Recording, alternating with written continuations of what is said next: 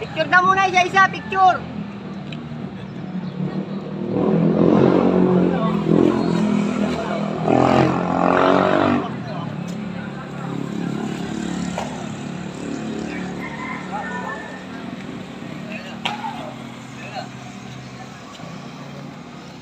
Takbo na raw, mabilis.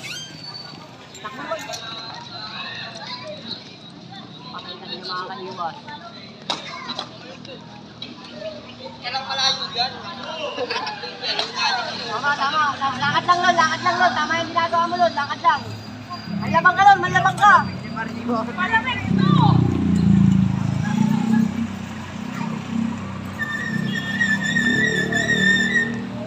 Pipirahan lang po. Okay, magigil.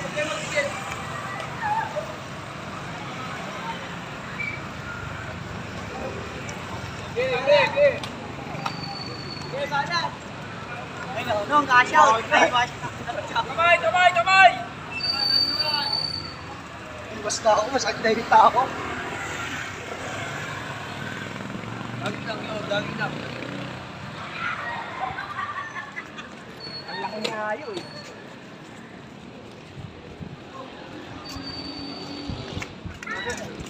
Kaya palu-paluin niya, buraut yan. Paluin niya, buraut yan. Ano na buraut niya, palo? Ay, karoon din yung mamaluin. Lakad lang. Ay, ito pala si buraut. The end of the world. Boy!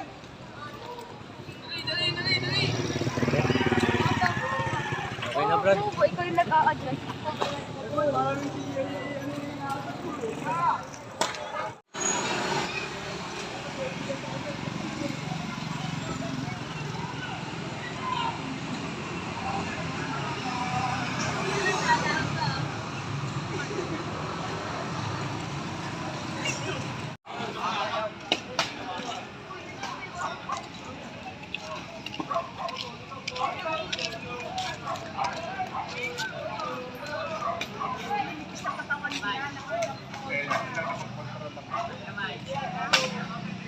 Ito pa yung comprehension.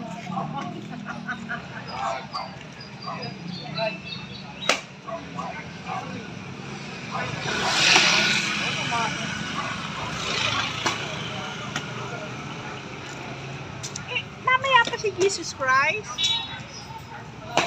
Lakas nun. Ha? Pumuputok.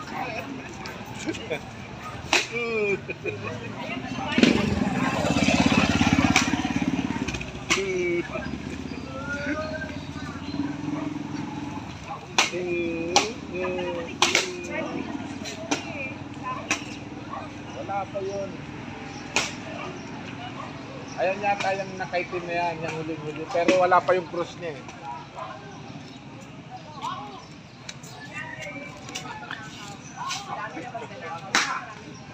Guys, hindi ito initiation ha. Hindi ito ano ha. Bahagi po ito ng Kabilaan tayo, huwag kayo sa side. Kabilaan! Semana Santa. Yung Kabilaan tayo, huwag kayo sa lahat! ayan o. Bahagi po ito ng tradisyon ng Semana Santa. Hindi po yung nag-aaway, hindi yan patayan. The one way of yung ginugunita nila yung ang ating Semana Santa, since ngayon ay Biyernes Santo.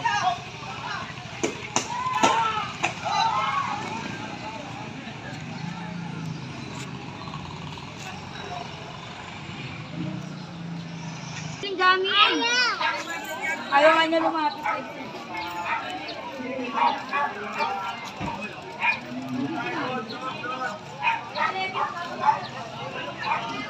Ito po kasi yung yung Black Nazarene yun sa harap na yan. So parang ino-offer nila yung pagpinitensya nila. Tingnan nyo po, devoted Catholics. Alam nyo naman tayo mga Katoliko, isa po yun sa mga pamamaraan kung paano pinitin siya. Yan po. Lumulod sila sa harapan ng imahin ng Black Nazarene.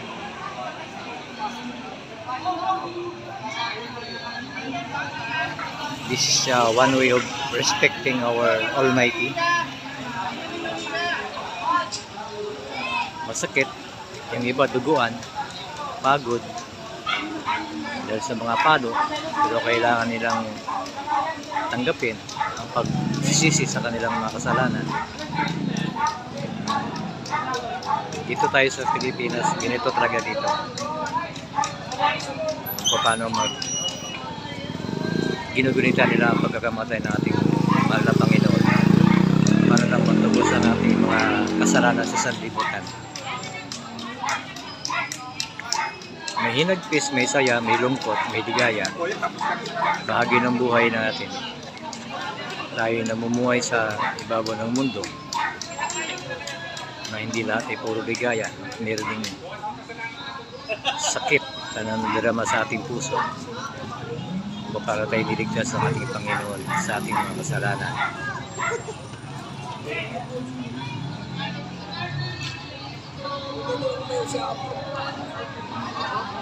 Thank you.